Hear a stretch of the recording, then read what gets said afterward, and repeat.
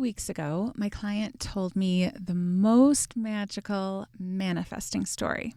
And I was like, I am for sure sharing this on the podcast because every time I talk about achieving goals or manifesting, there's one thing that I say over and over, and that is stop worrying about the how. But how am I going to do it? How's it going to happen? And my client's story is the perfect example of it. So I told her, I'm going to share this after I'm done with my Are You Blank or Are You Dysregulated series. But then the story was not finished, and it ended up being a perfect addition to the series.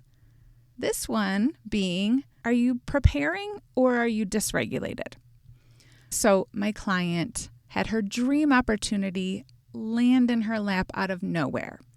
In a nutshell, she had a work-adjacent event that she wasn't even supposed to go to, and somehow she and a small group of people ended up getting locked out of the event, or they ended up locked on the wrong floor of a building. But while she was locked on the wrong floor, and she was talking to the stranger, and he was talking about his work, that there was this venture that he had been wanting to launch for more than a year, but he was missing this unicorn person. And when he described this very unique combination of experience and skill sets, she was like, oh my gosh, that's me.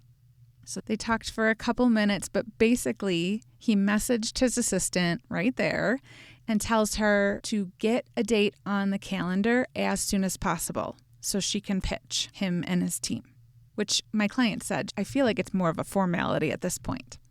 Okay, so maybe 2 days after the event, bada bing, bada boom, there's a date on the calendar. She is going to be flying out to pitch him and his team in a few weeks. Now, my client has pitched 1,000 times. This opportunity was a little different because it was kind of a shifting into a new industry, but nothing dramatic. And she told me she was on such a high after this magic encounter that she'd basically drafted up how she wanted to structure the pitch and what she wanted to include when she was on her way home in the Uber.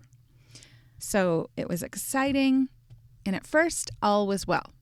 Probably middle of the next week, we're checking in, and she's feeling a little overwhelmed, but still kind of in the flow. She's been having lots of ideas that have been coming to her, not only for the pitch, but for the project.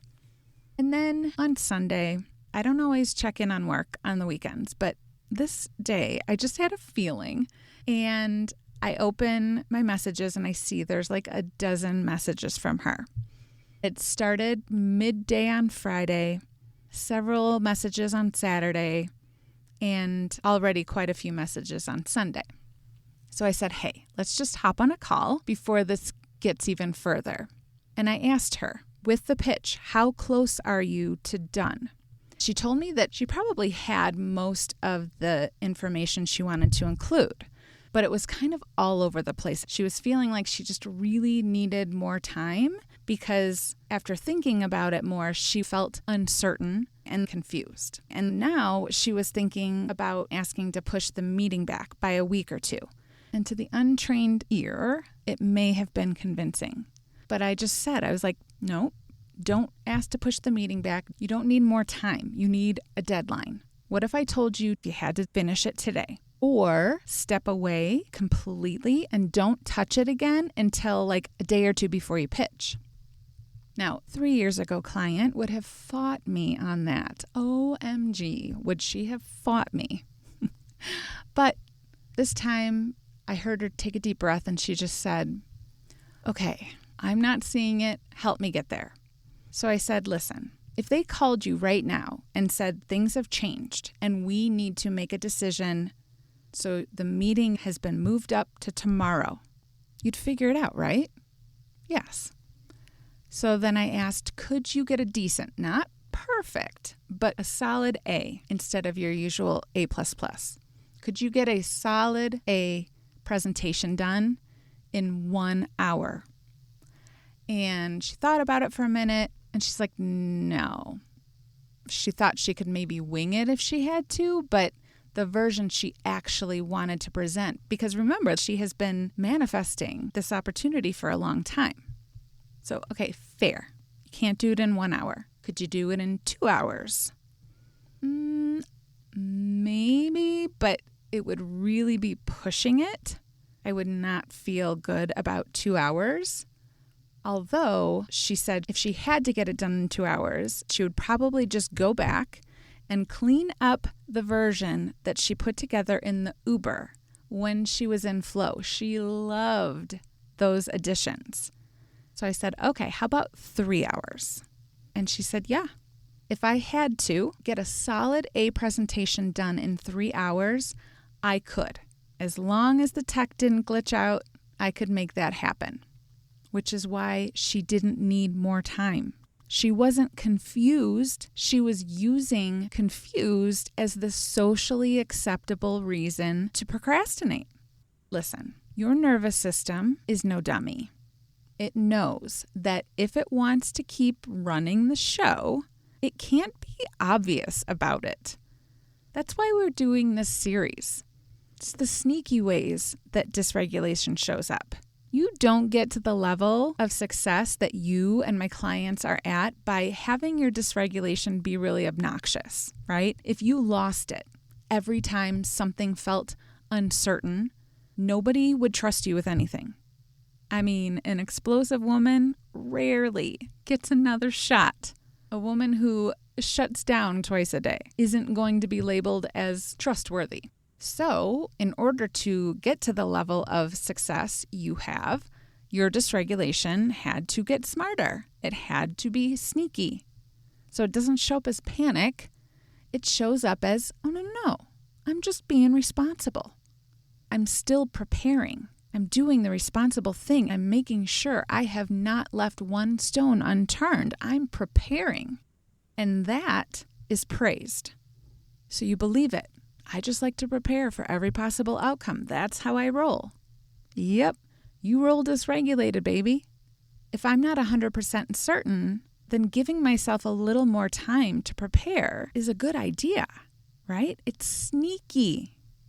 That's why it works. Nobody's going to pull you aside and tell you that you're preparing too much, which means you have to catch it or have someone to help you catch it, which is why I asked my client to hop on the phone on a Sunday morning.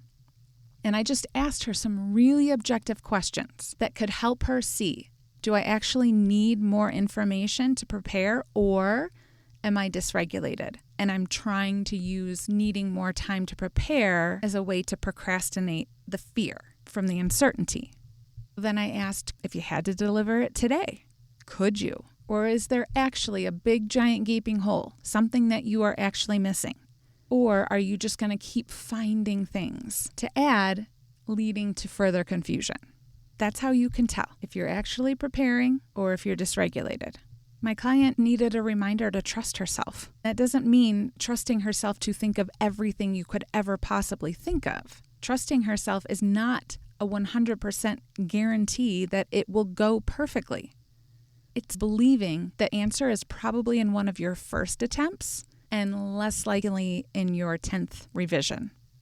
It's trusting that you know what you know, trusting that you always figure out what you don't, and that if the unlikely thing happens, that you show up and realize you were not prepared, you trust yourself that you'll survive. Instead of spending 3 weeks or more procrastinating, preparation has to end somewhere, and not because you run out of time. At some point, more time moves you past being prepared and into confusion and overwhelm and doubt. Okay. Thank you, client, for providing such a great addition to our Are You Blank or Are You Dysregulated series, where people think their dysregulation is just being responsible. If this episode felt like it was written for you, make sure you check out the show notes. Thanks for listening, and I will see you next time.